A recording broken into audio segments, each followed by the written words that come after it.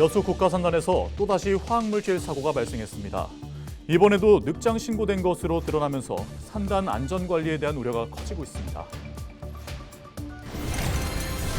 한우 산지 가격은 떨어지는데 소비자들은 이를 체감하지 못하고 있습니다. 이에 대한 원인과 해결책에 대해 살펴봤습니다. 명현관 해남군수가 민선 8기 취임 2주년을 맞아 그동안의 성과를 발표했습니다. 후반기로 접어든 민선 8기 군정 운영에서 앞으로의 과제도 함께 짚어봤습니다. 전남도가 베트남에서 전기 이륜차 시장을 공략했습니다. 생산 공장 임대 계약을 체결하는 등 동남아 시장 진출에 탄력이 붙을 전망입니다.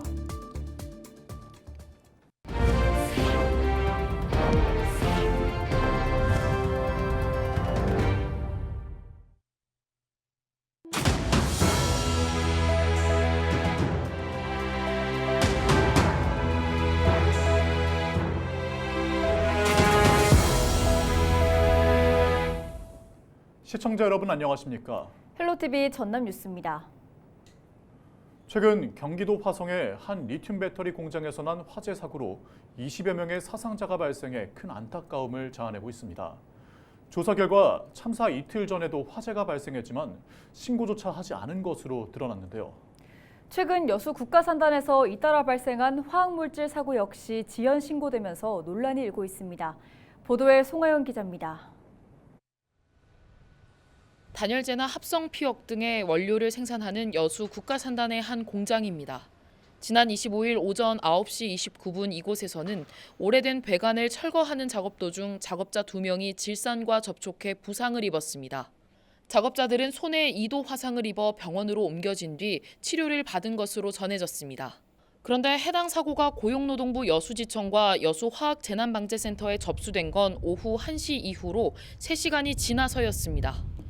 지난 7일 여수 산단의 또 다른 공장에서 화학물질 사고가 발생한 지 불과 19일 만에 또다시 유사한 일이 반복된 겁니다. 2도 화상이라고 진단을 받고 나서 농부에 신고를 한 걸로 알고 있습니다. 환경부는 화학사고에 대한 즉시 신고 규정을 마련해 두고 있습니다. 이에 따르면 화학물질이 유출 또는 누출돼 인명피해가 발생한 경우 양에 상관없이 15분 이내에 소방이나 관리기관에 신고해야 합니다. 하지만 이번에도 해당 규정이 지켜지지 않은 겁니다. 여수화학재난합동방재센터는 화학물질관리법을 토대로 위법사항이 있었는지 조사하고 있습니다. 정확한 누출량을 파악하고 사고 이후 조치가 적합했는지 등을 살핀 뒤 위법사항이 인정될 경우 행정처분을 내릴 방침입니다. 이번 사고에서 유출된 화학물질은 질산입니다. 발연성 액체로 접촉 시 화상을 입을 수 있고 흡입할 경우 기관지와 폐가 손상될 수 있습니다. 이처럼 화학물질은 관리가 부실하면 대형 인명피해로 이어질 수 있어 이를 최소화하기 위해 신속한 신고가 요구되고 있습니다. 하지만 실제 산업 현장에서는 제대로 지켜지지 않는 것이 현실입니다. 대형 참사로 이어질 수 있는 아주 위험한 사고로 초기의 판단과 대응이 가장 중요합니다. 사고를 은폐하고 신고를 지연해서 사고 대응을 방해해서 위험을 키우는 회사 법인과 관계자들에 대해서는 강력한 처벌이 필요합니다. 지난 2021년부터 현재까지 발생한 여수 산단의 화학물질 사고는 모두 19건. 한 해 평균 4건으로 집계된 가운데 올 상반기에만 6건이 발생해 철저한 안전관리가 시급해 보입니다. 헬로티비 뉴스 송하영입니다. 최근 경기도 화성의 한 리튬 배터리 공장에서 불이 나 20여 명의 사상자가 발생한 가운데 전남도가 8개 시군의 리튬과 석유화학 공장을 대상으로 민관 합동 점검을 실시합니다. 전남도는 오는 7월 5일까지 목포 등 8개 시군에서 리튬 제조 공장과 석유화학 공장 29곳을 대상으로 시설물 주요 구조부 안전성과 간이 탱크, 전기 관리 적정성 여부 등을 확인할 방침입니다. 이와 함께 화재 비상 대비 안전 교육과 소방 훈련 실시를 점검하고 중대한 결함이 발견될 경우 사용 금지 등 안전 조치를 내릴 계획입니다. 전남도는 이 밖에 석유화학 공장은 각 지자체를 통해 전수조사 후 자체 점검을 유도할 예정입니다. 전남 지역의 전기 이륜차 기업과 유관기관들이 베트남을 찾아 동남아 시장 진출에 나섰습니다.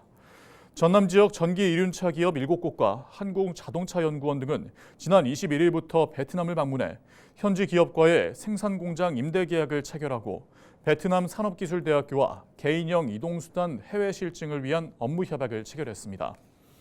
이와 함께 해외 바이어 수출 상담회를 통해 51건, 약 380억 원 규모의 수출 상담을 진행했습니다. 전남도는 수출 상담 결과가 실제 수출로 이어질 수 있도록 지속적으로 관리할 방침이며 이와 함께 지역에서 전기 이륜차 산업을 활성화시키기 위해 이모빌리티 글로벌 혁신 특구 유치에 집중할 계획입니다. 한우 농가는 최근 사료값 인상과 공급 과잉으로 인해 어려움을 겪고 있습니다. 이 같은 현상이 발생하게 된 원인과 해결책은 무엇인지 장혜원 기자가 취재했습니다.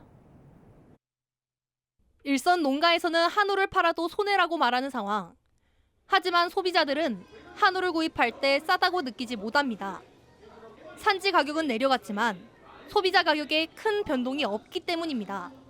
많이 부담스럽죠. 그런데 지상 보도에 보면은 축산 농가는 어렵다는 거예요.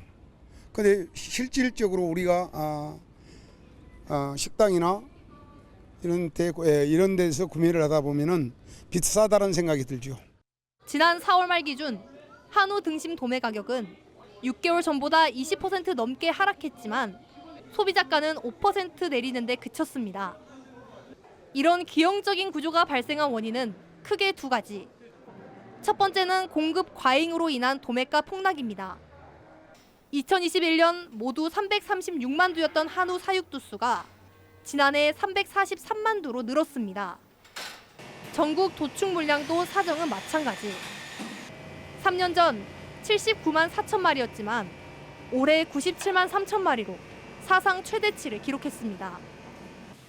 공급량이 늘면서 한우 도매 가격은 지난달 기준 1kg당 16,800원으로 3년 전 23,000원보다 약 30% 하락했습니다. 또 다른 이유는 바로 유통구조에 있습니다. 농가가 소를 팔면 우시장을 거친 다음 도축장과 중간 도매상, 도매상을 거치고 이후 식당이나 정육점을 통해 소비자에게 전달됩니다. 최소 6단계까지 유통 과정을 거치는 겁니다. 이 과정에서 소비자 가격이 40에서 50% 정도 인상됩니다. 게다가 마트의 경우 매장 운영비와 인건비가 더해지고 음식점의 경우 상차림 비용과 임대료 등이 추가로 발생합니다. 정치권과 전문가들은 불필요한 유통 구조를 최소화하는 것은 물론 공급 과잉을 막기 위해 사육 두수를 조정하기 위한 대책이 마련돼야 한다고 말합니다. 한우 산업의 경쟁력이 지금 잃어가고 있는 그런 상황에서 많은 한우 농가들, 축산 농가들이 힘들어하고 계십니다. 이제 이런 부분에 대한 지원을 좀 국가가 많이 좀 해주는 그런 내용으로 해서 한우 산업 지원법을 발의하게 됐습니다. 공급이 과잉이 되다 보니까 값이 떨어지게 되고 값이 떨어지다 보니까 생산비를 보전할 수 없을 만큼 이제 가격이 떨어지는 거죠. 그러니까 그런 측면에서 공급 과잉을 줄이는 게 이제 가장 급선무라고 말씀드릴 수가 있겠죠. 정부에서 한우 산업 지원법에 대해 거부권을 행사한 만큼 한우협회는 다음 달 3일 대규모 집회를 열 예정. 한우 농가가 속가 폭락으로 인해 운영에 어려움을 겪고 있는 만큼 한우 유통구조 개선과 공급 과잉을 해결하기 위한 실질적인 대책이 필요해 보입니다. 헬로티비 뉴스 장혜원입니다. 한반도의 땅끝으로 불리는 지역이 있습니다. 바로 전남 해남군인데요. 민선 8기 반환점을 맞은 시점에서 그동안 거둔 성과와 남은 과제를 고정민 기자가 짚어봤습니다. 살맛나는 지역을 만들겠다는 목표로 민선 8기를 시작한 명영관 해남군수.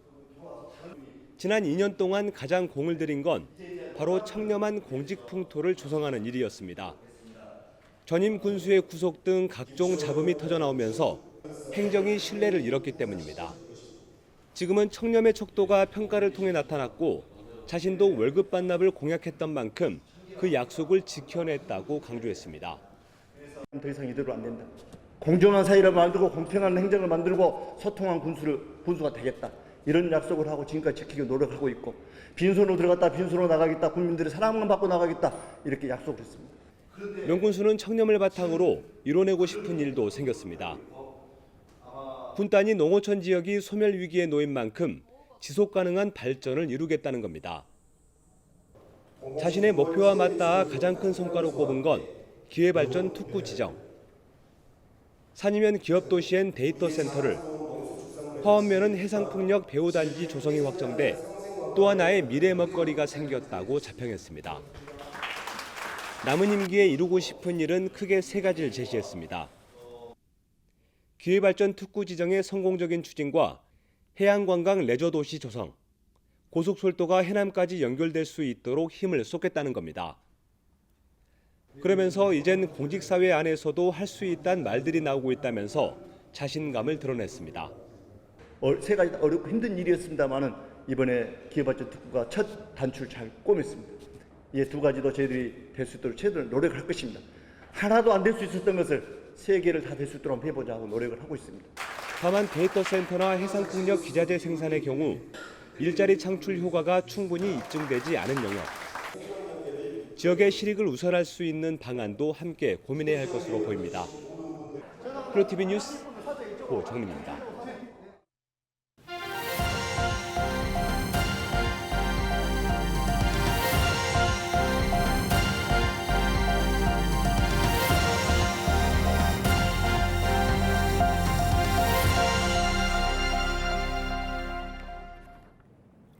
여수 안도 갯바위에서 낚시하던 60대 남성이 숨진 채 발견됐습니다. 여수 해양경찰은 26일 새벽 12시 19분 남면 안도 동쪽 갯바위에서 낚시객이 보이지 않는다는 신고를 접수한 뒤 경비함정과 연안구조정을 급파해 인근 해상에서 A씨를 발견했다고 설명했습니다. 여수해경은 구조 당시 A씨가 숨진 상태였으며 다양한 가능성을 열어두고 낚시어선 선장 등을 상대로 정확한 사고 경위를 조사할 예정입니다. 최근 여수에서 음주운전 단속을 하던 경찰관들을 들이받고 도주한 40대 남성이 경찰에 붙잡혔습니다. 여수경찰은 지난 21일 새벽 12시 57분 국동의 한 도로에서 음주운전 신고를 받고 출동한 순찰 차량과 경찰관 4명을 잇따라 들이받고 도주한 A씨의 특수공무집행방해 치상 등 혐의를 적용해 구속했습니다. 당시 경찰관들은 허리 등을 크게 다쳐 병원 치료를 받고 있는 것으로 전해졌습니다. 경찰은 A씨를 현행범으로 체포해 음주운전 경위 등을 파악하고 있습니다. 무비자로 제주도에 입국해 여수로 이탈한 뒤 선원으로 근무하고 있던 30대 중국인과 이를 알선한 결혼 이주 여성 등 5명이 검찰에 송치됐습니다. 여수해양경찰은 최근 여수의 한 어선에서 제주도 도해 이탈자와 불법 체류자가 승선하고 있다는 신고를 접수해 추적한 결과 중국인 A씨와 이탈을 알선한 중국 출신 결혼 이주 여성 B씨, A씨를 고용한 선장 등 내국인 3명을 검거했습니다. 여수해경은 이들을 제주특별법 등 위반 혐의로 검찰에 송치했으며 해상을 통한 국경질서 위반 범죄에 대해 엄중히 대응할 방침이라고 밝혔습니다. 민주노총 전남본부가 22대 국회에 노조법 2, 3조 개정안 통과를 촉구했습니다.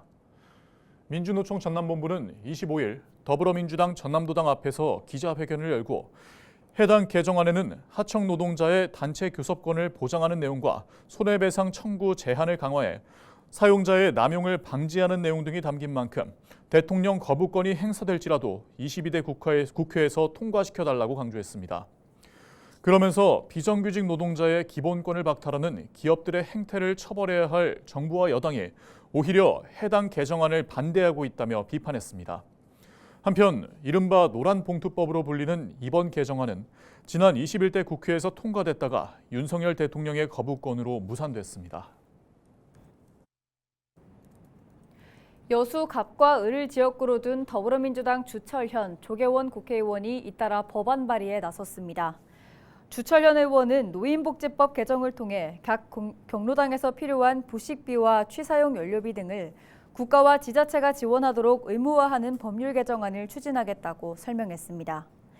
조계원 의원은 신문법을 개정해 건설사 등이 신문 사업을 인수할 경우 신문의 독립성을 보장하는 운영계획서 작성을 의무화하도록 이끌겠다고 강조했습니다.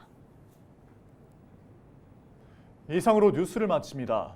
저희는 언제나 지역민 여러분과 함께합니다. 시청해주신 여러분 고맙습니다.